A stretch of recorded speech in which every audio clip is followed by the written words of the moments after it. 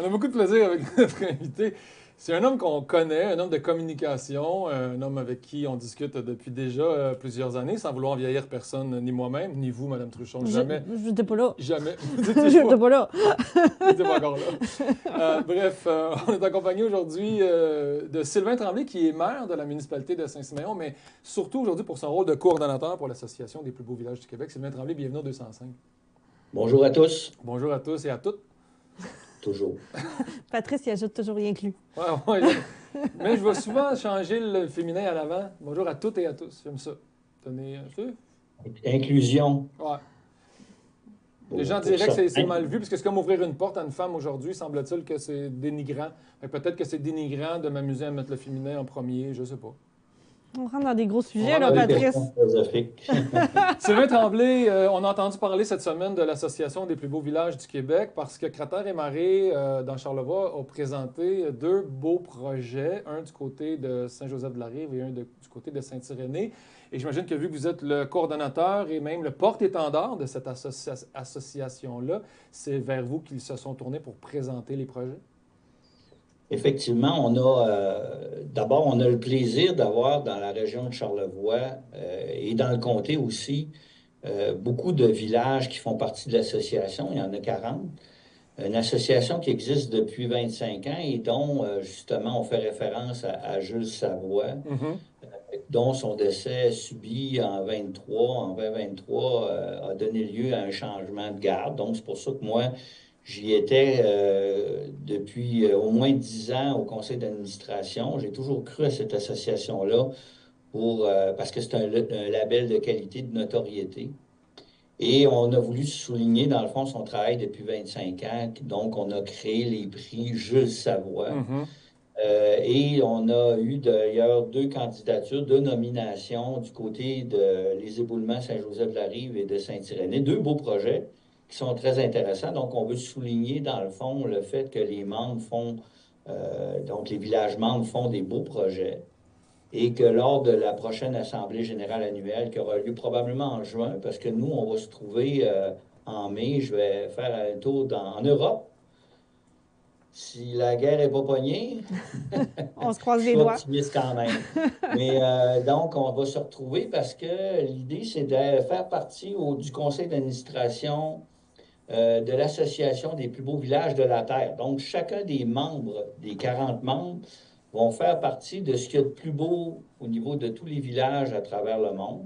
OK. Et au retour, on va avoir notre Assemblée générale et on va divulguer les prix Jules Savoie qui, en gros, des projets de concertation sur le développement durable, le patrimoine, des projets d'aménagement, par exemple, public, aspect, pour les rendre plus attractifs. Il y a des projets d'activité d'animation, par exemple, locale, des Mhm. projets d'événements aussi patrimoniaux qui pourraient avoir lieu, des projets de développement durable aussi, on pense que c'est intéressant. Fait qu'on va souligner la réussite de ces beaux projets-là Mais du côté lors de... de Saint-Irénée, c'est le projet des promenades des bains qui est mis de l'avant. Du côté de Effectivement. Saint-Joseph-de-la-Rive, on dit- La rive. Saint-Joseph-de-la-Rive, c'est le projet Espace La Rive, qui est un nouveau projet événementiel où on veut redynamiser le secteur également. Donc, des belles initiatives. J'imagine aussi qu'ils sont porteurs et qui peuvent inciter d'autres municipalités et villes de Charlevoix de faire partie de cette et association-là et de soumettre des projets comme ça de valorisation du territoire et d'aménagement. Effectivement, c'est sûr que pour ce qui est de l'ouverture des nouveaux villages, on est en train de regarder ça. On a surtout sécurisé puis retravaillé, entre autres, un plan de communication pour être beaucoup plus visible puis d'augmenter la notoriété. D'ailleurs, hier et aujourd'hui, je viens de lancer là, devenir membre du club, des fan clubs des plus beaux villages pour inciter les gens à aller visiter ces beaux villages-là.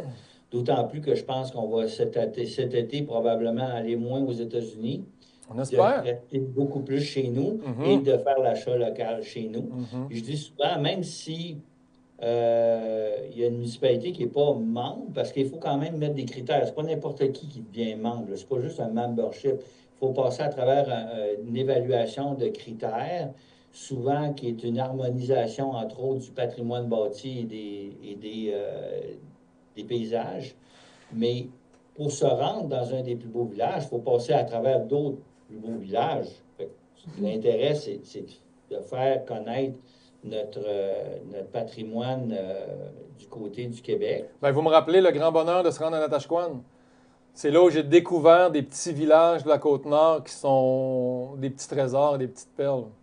Effectivement. Puis là, il y a encore des régions du Québec. On couvre 10 régions au Québec, mais il y a encore des régions où il n'y a pas de plus beaux villages. OK.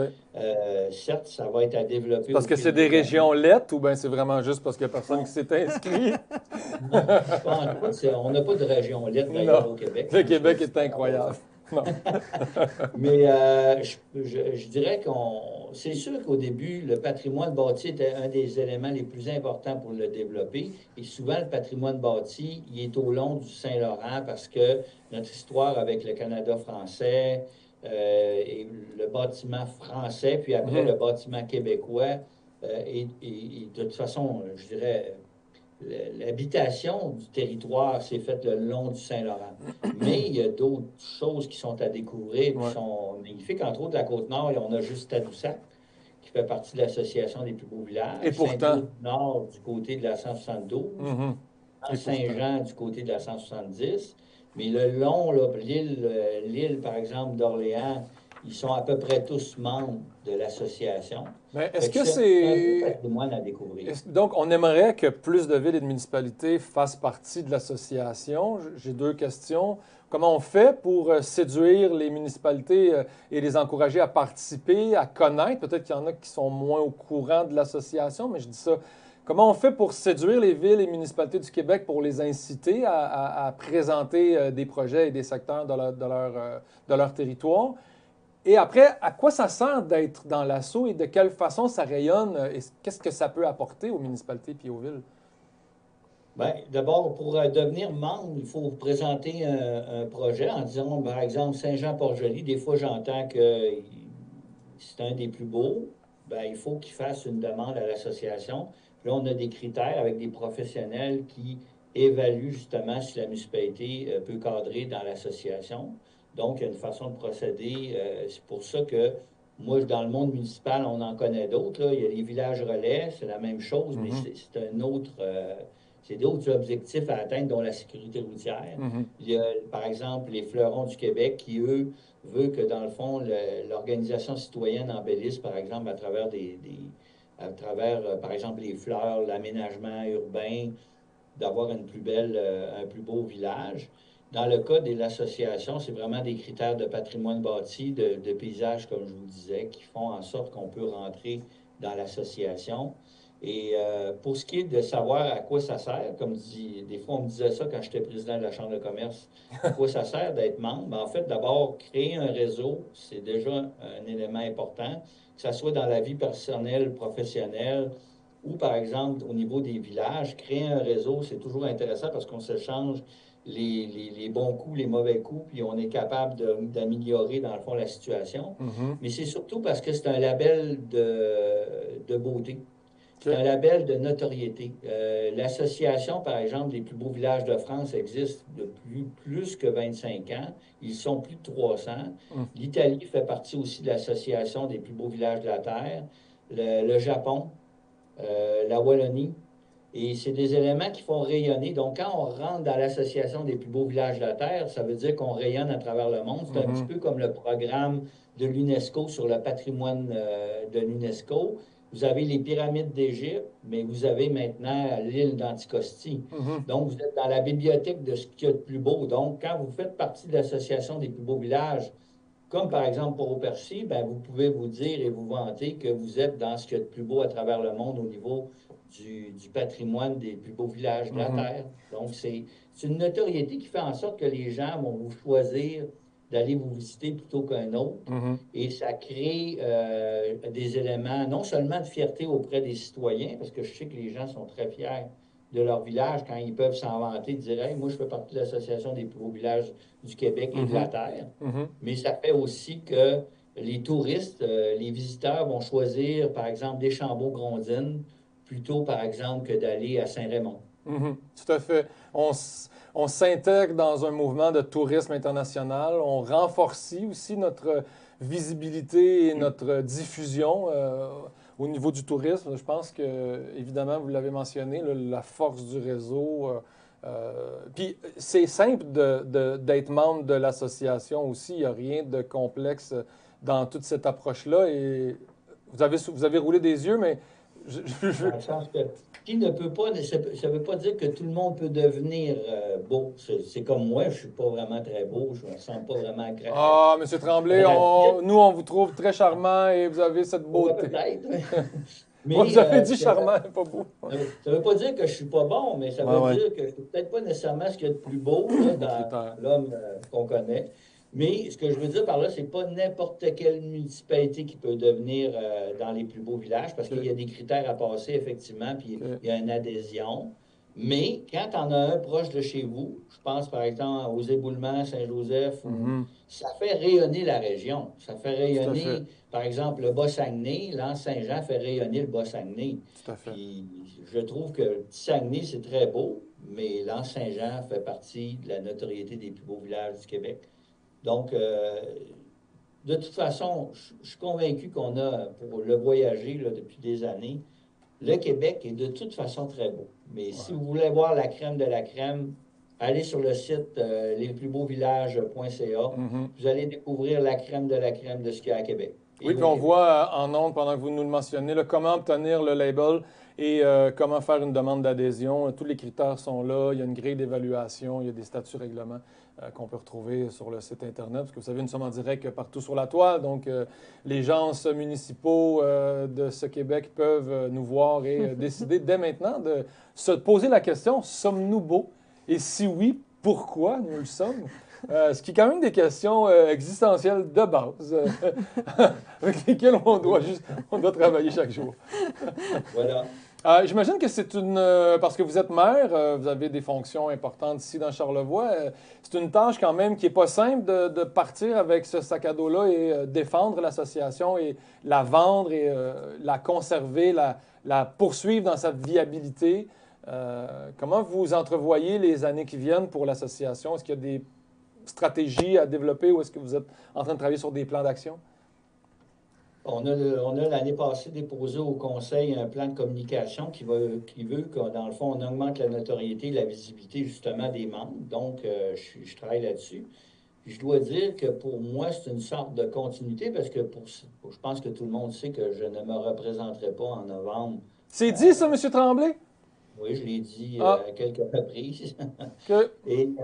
Mais pour moi, c'est une sorte de continuité parce que si j'ai un leg que j'ai fait à Saint-Siméon, selon moi, c'est l'augmentation de la notoriété de la municipalité de Saint-Siméon, son image de marque, Mhm, beaucoup en marketing territorial qu'on appelle. mhm. Puis c'est une forme pour moi de continuité, puisque avant j'étais plus à l'agence Bix, donc justement au niveau des communications.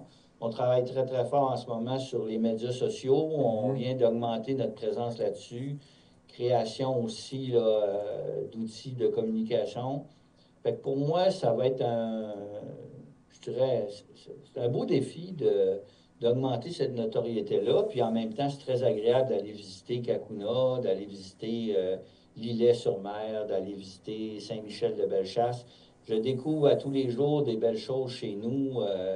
Lobinière, Calissa-la-Vallée, Saint-Denis, sur Richelieu.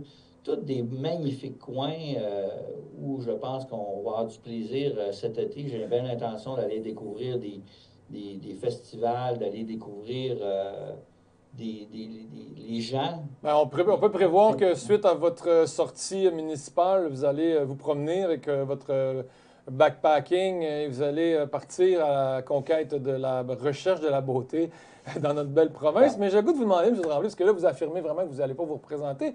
On vous l'a peut-être déjà posé avec vos collègues de la Rive-Sud ou autres ici même dans Charlevoix, mais qu'est-ce qui va vous manquer le plus de ne plus siéger à la municipalité? ben, moi, ce que j'ai aimé beaucoup, là, c'est le côté projet. C'est-à-dire, il y avait un défi, mais en fait, je suis plus un missionnaire qu'un politicien, là. J'ai trouvé que mon défi, c'était de sortir la municipalité de la dévitalisation, puis lui donner un élan. Je pense que j'ai réussi mon défi, de donner un élan, de redonner des convictions, de rendre les citoyens de Saint-Siméon fiers. Puis le résultat est en train de s'obtenir, c'est-à-dire, je pense au parc national qui va amener des investissements dans un cadre de développement durable. C'est pas Mhm. un parc, selon moi, l'acceptabilité est beaucoup plus facile que d'autres projets que je nommerai pas parce que je veux pas faire de gens déçus, là, mais Mhm. Mais il y a le j'ai comme la porcelané question. qui s'en vient, des éléments qui vont faire en sorte qu'on va peut-être être, puis on a gardé des commerces de proximité, agrandissement de l'épicerie, etc. Fait que pour moi, c'était le côté projet, le côté, la fierté de représenter Ouais. une Est-ce que collectivité vous qui avez a l'impression que ça énormément va de se potentiel. poursuivre? Est-ce que ça va se poursuivre? Est-ce que vous avez espoir que les initiatives que vous avez présentées dans les dernières années vont avoir une continuité au sein du conseil ou que les prochains maires ou mairesses qui seront présents vont poursuivre dans une certaine voie de développement de la municipalité que vous avez tenté d'instaurer? Puis mon autre question de Paul Arcand, on dirait, je me sens Paul Arcand.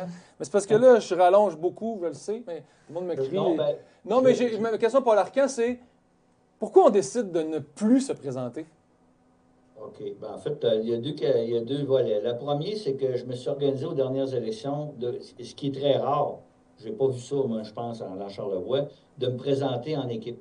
Pourquoi? Parce que je voulais qu'il y ait des jeunes qui soient sur le conseil pour justement leur donner une dynamique qui vont faire en sorte qu'on ne retombe pas dans ce qu'on a déjà connu, peut-être. Tu sais, bon, il y a toutes sortes de raisons pour ça, mais j'espère que ces gens-là, soient réélus et continuent justement OK. un travail de développement avec une certaine dimension. Je pense à la culture, par exemple, Mhm. qui est toujours un élément où on met en question, alors que Churchill, en plein milieu de la guerre, s'est déjà fait dire pourquoi mettre un budget du gouvernement alors on doit faire un effort de la guerre? Mais Churchill a répondu, pourquoi faire la guerre si on n'a plus de culture? Je veux dire, Vu de pas même. compliqué. Oh, oui. Fait que moi, j'espère que j'ai amené cet élément-là, puis qu'on ne pourra pas descendre plus bas ou que les citoyens exigeront Que ça se au poursuive. prochain conseil de ne pas aller plus bas que ça. OK. Ça, c'est un. Puis, dernière question en Pourquoi, terminant, ouais, pourquoi on décide de ouais, ne pas se pourquoi je présenter? quitte? C'est sûr que les dernières années, pour tous les élus, il y a eu au moins au-dessus de 1000 élus depuis la dernière élection en 2021 qui ont quitté parce que il y a tout le contexte d'anxiété, de crise à travers les médias, de poursuites, de diffamation, aussi d'exigences, là, non seulement des responsabilités supplémentaires sans avoir les budgets dans les municipalités, Hmm. font en sorte que ça devient très dur d'être le porte-parole. Parce que moi, je suis comme maire ou à la mairie, là, mairesse ou maire, c'est toi le paratonnerre qui reçoit à peu près tout ce qu'il y a, plus les équipes, le défi des ressources humaines, le défi budgétaire. Puis on vient qu'à un moment donné, à un certain âge, moi, j'approche là, 63, 18 mars, que tu te dis, est-ce que j'ai l'énergie pour être capable tu sais, ça fait quand même 16 ans. Il y a juste eu un maire qui a fait 17 ans à Saint-Siméon, Joseph Arthur Tremblay. OK. Ben là, tu te dis, j'ai-tu encore assez d'énergie pour au moins aussi être capable d'absorber l'énergie négative? Mhm. Parce que j'essaie d'être positif, j'essaie de créer un mouvement positif vers le meilleur, mais je dois aussi absorber l'élément négatif. Et la réponse, c'est non. OK. On comprend. Mais vous avez donné du beau, je pense, puis Tremblay, puis là, je sais pas trop, on est rendu, tout à coup, c'était pas ça pendant toute l'entrevue, mais on est On rendu est ailleurs. On est ailleurs, puis, tu sais, là, malheureusement, vous n'avez pas battu le record de 17 ans de M. Joseph, donc la statue ne sera pas érigée. Voilà. C'est pas grave, c'est pas une statue, je veux pas de Mais, statue. mais on sait jamais, c'est après notre mort que les gens nous considèrent. Donc peut-être qu'à votre ère posthume, nous érigerons cette statue. La baleine est encore là?